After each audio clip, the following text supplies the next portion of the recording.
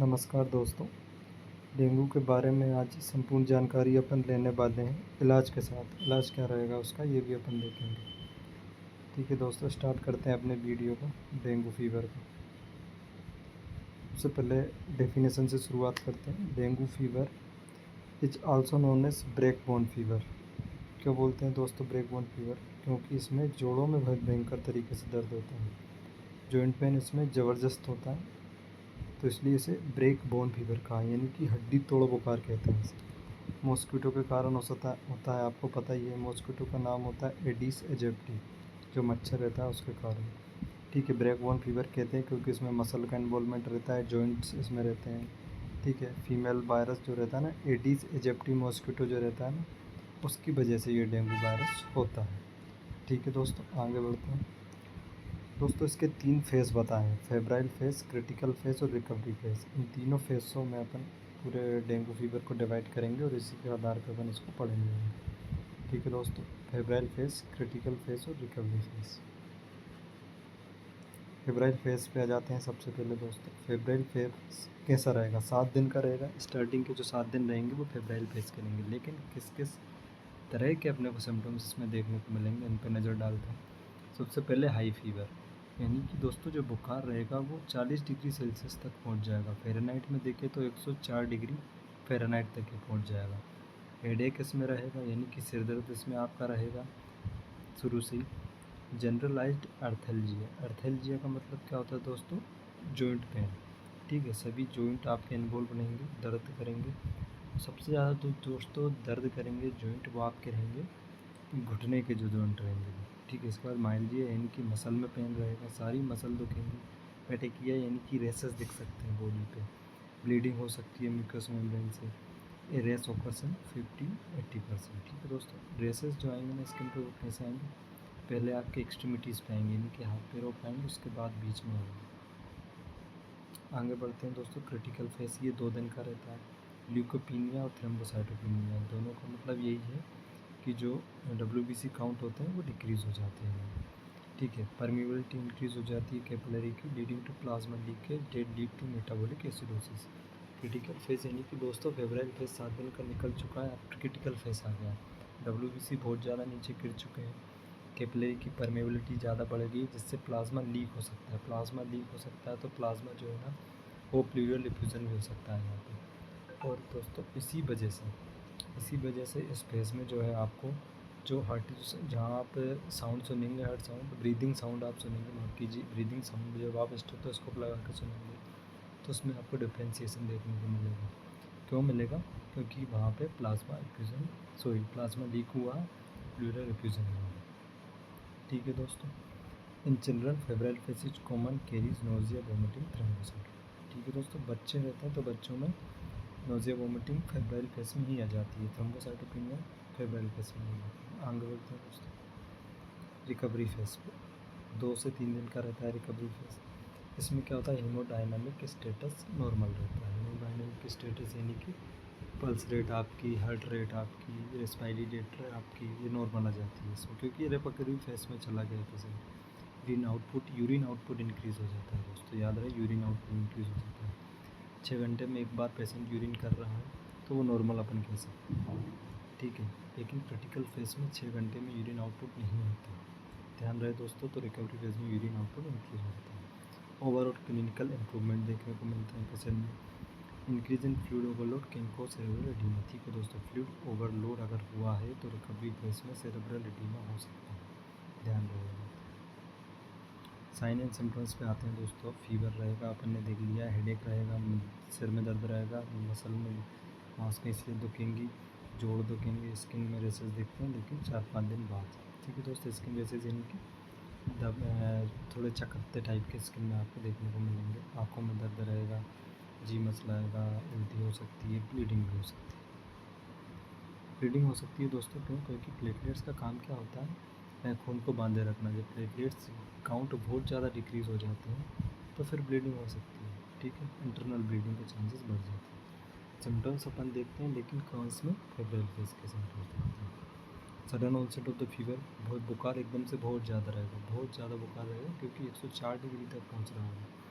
Headache बहुत ज़्यादा रहेगा, ब्लीडिंग हो सकती है मुंह में अंदर, नाक के अंदर, मसल और जॉइंट पेन में रहेगा ही रहेगा, वॉमिटिंग होगी, रेसेस होंगे, चकत्ते होंगे और दस्त भी हो सकती है। क्यों दस्त होगी? क्योंकि फ्लूइड बहुत ज़्यादा नीचे चला जाएगा। क्रिटिकल फेस के अपन साइन एंड सिम्टम देखते हैं हाइपोटेंशन, यानी कि जो आपका ब्लड प्रेशर रहेगा वो डिक्रीज़ हो जाएगा। प्लूरियल एफ्यूजन, वही बात, प्लूरियल एफ्यूजन क्यों हो जाएगा? क्योंकि कैपिलरी की परमेबिलिटी इंक्रीज़ हो जाएगी। तो प्लाज्मा लीक होगा तो प्लूरियल एफ्यूजन हो जाएगा। एसाइटिस होने के चांसेस क्यों हैं? क्योंकि वो कैपिलरी परमेबिलिटी इंक्रीज़ हो जाएगी, तो एसाइटिस भी होने सकता है। एंड गैस्ट्रोइंटेस्टाइनल ब्लीडिंग, वही इंटरनल ब्लीडिंग हो सकती है। रिकवरी फेज पर देखकर अपन साइन एंड सिम्टम्स, कॉन्शियसनेस का लेवल इंक्रीज़ हो जाता है। क्यों? क्योंकि वहाँ पे फ्लूइड जो होता है दोस्तों वो नॉर्मल लेवल पे आने लग जाता है। लेकिन सीजर्स आ सकते हैं। क्यों सीजर्स आ सकते हैं? अपन ने देखा फ्लूइड ओवरलोड होगा, सेरेब्रल एडीमा होगा तो सीजर्स आ सकते हैं, इचिंग हो सकती है और स्लो हार्ट रेट हो सकती है। ठीक है, वार्निंग साइंस, ये इंपॉर्टेंट है दोस्तों। वार्निंग साइंस अगर दिख रहे हैं तो पेशेंट को इमरजेंसी केयर की ज़रूरत पड़ सकती है और हॉस्पिटल एडमिशन तो करना ही चाहिए। सीवियर एब्डोमिनल पेन रहेगा, बहुत ज़्यादा एब्डोमिनल पेन रहेगा, वोमिटिंग उसको लगातार होती रहेगी, वोमिटिंग के साथ ब्लड आने लग जाएगा, ड्राउजीनेस और इरिटेबिलिटी यानी कि भूख बिल्कुल नहीं लगेगी, चक्कर आने लग जाएंगे, इरिटेट रहेगा पेशेंट, डिस्निया रहेगी यानी कि सांस लेने में दिक्कत हो सकती है, लिम्फ नोड भी बढ़ सकते हैं। ठीक है दोस्तों, डायरिया भी हो सकता है और प्रोस्टेशन भी हो सकता है। इसके साथ साथ एक और चीज़ दोस्तों वो है स्टूल जो रहेगा ना आपका वो डार्क हो जाएगा। क्यों? क्योंकि स्टूल के साथ ही ब्लड मिक्स होकर आने लग जाएगा तो वो भी डार्क हो जाएगा। आगे बढ़ते हैं। डायग्नोस्टिक टेस्ट अपन ने देखा दोस्तों, टेस्ट अपन NH1 डेंगू टेस्ट रहता है वो करवा सकते हैं। ठीक है, और उसके बाद नोजिया, वोमिटिंग, रेस, पेन, ये तो है ही, लेकिन इम्पोर्टेंट जो है दोस्तों वो है आपका टोर्निकेट टेस्ट। टोर्निकेट टेस्ट में क्या करना है? टोर्निकेट बांधना है, यानी कि जैसे अपन बांधते हैं वो हाथ पे टोर्निकेट बांध के देखना है, और अगर वहाँ पे पूरी तरह से रेड रेड हो गया है, वो बहुत ज़्यादा रेड हो गया है वो, तो जनरली क्या होता है, रेड इतना ज़्यादा नहीं होता है बांधने के बाद, लेकिन इसमें रेडनेस अलग लेवल की आपको दिख जाएगी। तो ये क्यों हो जाए? क्यों अलग लेवल की दिख जाए? क्योंकि प्लाज्मा डिक्रीज़ है ना, सॉरी प्लेटलेट्स डिक्रीज़ है ना, प्लेटलेट्स कम है तो ब्लड वहाँ पे इकट्ठा हो जाता है, तो ये इस तक पॉजिटिव हो जाएगा अपना। ल्यूकोपीनिया यानी कि लिम्फोसाइट WBC काउंट डिक्रीज़ हो जाती है। एनी वार्निंग साइन भी अपने को देखने को मिलेंगे, ये इसके टेस्ट हैं। लेबोरेटरी इन्वेस्टिगेशन में अपन NH1 करा सकते हैं, CBC करा सकते हैं। CBC में अपने को दोस्तों WBC काउंट कम देखेंगे, साथ ही साथ प्लेटलेट काउंट कम देखेंगे। Warning signs, if there are no warning sign, need for hospitalisation is not necessary. ठीक है दोस्तों, अगर जो है वार्निंग साइन नहीं है तो एडमिशन की ज़रूरत नहीं है, लेकिन फिर भी दिखाना ज़रूरी है। Influence by age, communities, family, social factor, ये सभी चीज़ें देखना, उसके बाद अपन डिसीजन लेते हैं। आगे देखते हैं दोस्तों, डेंगू के वार्निंग साइंस अपन ने देखे हैं। एब्डोमिनल पेन रहेगी, टेंडरनेस रहेगी, वोमिटिंग रहेगी, फ्लूइड एक्युमुलेशन रहेगा, प्लूरियल एफ्यूजन, ब्लीडिंग, लेथार्जी यानी कि सुस्ती रहेगी, हेपेटोमेगली यानी कि आपका अगर आप लीवर पे टच करके देखोगे तो लीवर में बहुत ज़्यादा हार्डनेस, टेंडरनेस देखने को मिलेगी। हेमेटोक्रिट इंक्रीज़ रहेगा दोस्तों, ये बात आप ध्यान रखें। रैपिड इंक्रीज है haematocrit with fall in platelets. ठीक है दोस्त, हेमेटोक्रिट जो है बहुत ज़्यादा आपके इंक्रीज़ हो जाएंगे, प्लेटलेट्स काउंट डिक्रीज़ हो जाएंगे। ऐसी स्थिति में इंट्रावेनस फ्लूइड जरूर देना ही देना है, एडमिशन तो कर ही देना है। टर्निकेट टेस्ट अपन ने देख लिया है दोस्तों कैसे करना है। ठीक है, आगे बढ़ते हैं। लेबोरेटरी टेस्ट अपन ने देखा, CBC अपन कराएंगे, ल्यूकोपीनिया देखने को मिलेगा, न्यूट्रोपीनिया देखने को मिलेगा, न्यूट्रोफिल बढ़ ही जाएंगे क्योंकि इन्फेक्शन रहेगा तो न्यूट्रोफिल बढ़ ही जाएंगे। एलिवेटेड एलेनाइन एडमिनिस्ट्रेशन, ALT और AST है। ठीक है, ALT AST जो होते हैं ना दोस्तों लिवर एंजाइम्स रहते हैं, तो ये भी बढ़ जाएंगे। क्यों? क्योंकि वहाँ पे हेपेटोमेगली अगर रहती है तो सीरोलॉजी देखेंगे तो वो वायरल डेंगू के जो RT-PCR टेस्ट होता है वो करवा सकते हैं। डेंगू IgM एलाइजा करा सकते हैं, IgG और IgM। Remove water from coolers and other small containers at least once in a week. दोस्तों करना क्या है और क्या नहीं करना है। ठीक है, तो अगर आपके पास कूलर यूज़ कर रहे हो तो कूलर का पानी आपको चेंज करते रहना है। ठीक है, do not wear cloth that exposes arm legs. ठीक है, ऐसा एरिया, ऐसे कपड़े नहीं पहनना है जिससे आपके शरीर के एरिया बाहर रहे, और एरिया बाहर रह पाए तो मच्छर काटने के चांसेस और ज़्यादा बढ़ जाए। ठीक है दोस्तों, इसके बाद मॉस्किटो नेट यूज़ करना है मच्छरों से बचने के लिए। मैनेजमेंट की बात करें तो ब्लीडिंग प्रिवेंशन करना है, ब्लीडिंग को रोकना है, कंट्रोल करना है, फ्लूइड एंड वाटर रिप्लेसमेंट करना है, सिम्टम्स रिलीफ होने तक, फीवर कंट्रोल होने तक। और मैनेजमेंट अपन आगे देखेंगे दोस्तों। नर्सिंग मैनेजमेंट क्या रहेगा? Increased body temperature related to infection as evidence by vital signs monitoring. ठीक है दोस्तों, वाइटल्स मॉनिटर करते रहना ही है। एडमिशन आपने कर देना है, वाइटल्स मॉनिटर लगातार करना है, आईवी फ्लूइड्स देना ही देना है, आईवी फ्लूइड्स क्रिस्टलाइट कोलोइड्स इस हिसाब से देना है। ठीक है, hypovolaemic shock related to haemorrhage, fluid volume deficit related to migration IV fluid into extravascular fluid. इसके बाद डाइट आप में देखें तो प्रोटीन रिच डाइट लेनी है। Drink juice extracted from papaya leaves. Papaya leaves का जो जूस आप ले सकते हो, बहुत ज़्यादा फ़ायदा नहीं करता दोस्तों। आपको लगता है कि पपाया लीफ का जो जूस होता है वो बहुत ज़्यादा फ़ायदा करता है, तो ऐसा नहीं है, बहुत ज़्यादा फ़ायदा नहीं करता, लेकिन ठीक है, सपोर्टिव ट्रीटमेंट के रूप में आप ले सकते हो। प्रोटीन रिच डाइट लेनी है।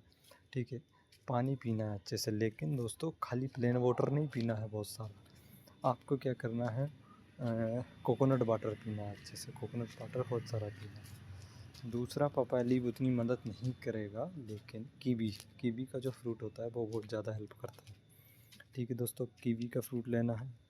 प्रोटीन रिच डाइट ले ली है अपनी। फ्रेश फ्रूट्स लेना है, ईजिली डाइजेस्टेबल फूड यानी कि लघु सुपाच्य आहार आपको लेना है। ग्रीन लीफ वेजिटेबल्स आपको ज़्यादा यूज़ करने हैं। Dengue fever can develop more serious home disease. ठीक है दोस्तों, अगर प्लेटलेट्स काउंट बहुत ज़्यादा डिक्रीज़ हो रहा है तो शॉक में पेशेंट जा सकता है, सेरेब्रल हेमरेज हो सकता है, इंसेफेलाइटिस और काफ़ी सारी प्रॉब्लम्स क्रिएट हो सकती हैं।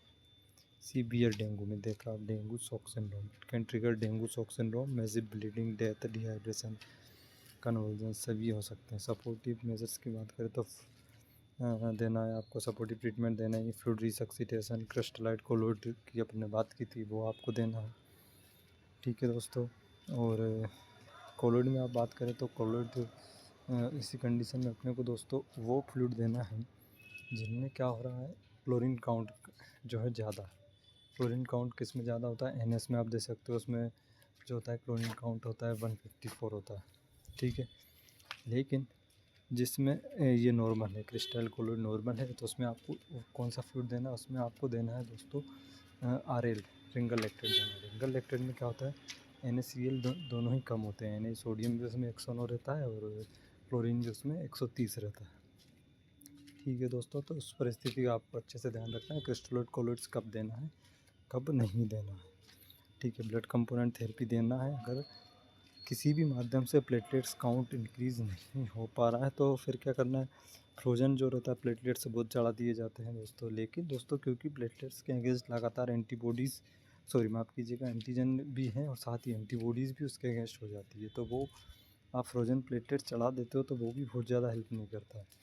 प्लेटलेट्स आपने चढ़ाएँ, लेकिन दूसरे ज़रूरी नहीं उससे वो बढ़ ही जाएंगे। सपोज़ आपके प्लेटलेट्स हैं 10,000, आपने प्लेटलेट्स से चढ़ा दिए, प्लेटलेट से चढ़ाने से वो पहुंच गए 25,000, लेकिन इसके बाद भी अगर कंडीशन में इम्प्रूव नहीं हुआ तो वो 25 से 20 फिर से हो सकते हैं, फिर से 15 तक आ सकते हैं, फिर से डिक्रीज़ हो सकते हैं। तो ये मैनेजमेंट, ये आपको ध्यान रखना है। ऑक्सीजन थेरेपी देनी है, वाइटल्स आपको देते रहना है। ठीक है दोस्तों, और ब्लड कंपोनेंट वही बात है अपन ने देखी, लॉस ऑफ ब्लड है तो उसको मैनेज करना है, ब्लड वॉल्यूम को मैनेज करना है। शॉक है तो अपने उस हिसाब से देखना है, ब्लड के कंपोनेंट सारे देखना है, उनमें कहीं इम्बेलेंस हो रहा है तो फिर आपको प्लेटलेट्स काउंट ना चढ़ाते हुए, अगर आपके जो है प्लेटलेट्स काउंट 15,000 के आसपास है तो फिर आप सीधे 20 ml पर kg के हिसाब से जो रहता है आप ब्लड चढ़ा देते हो। ठीक है, इसके बाद दोस्तों प्लेटलेट्स अपन ने देखा,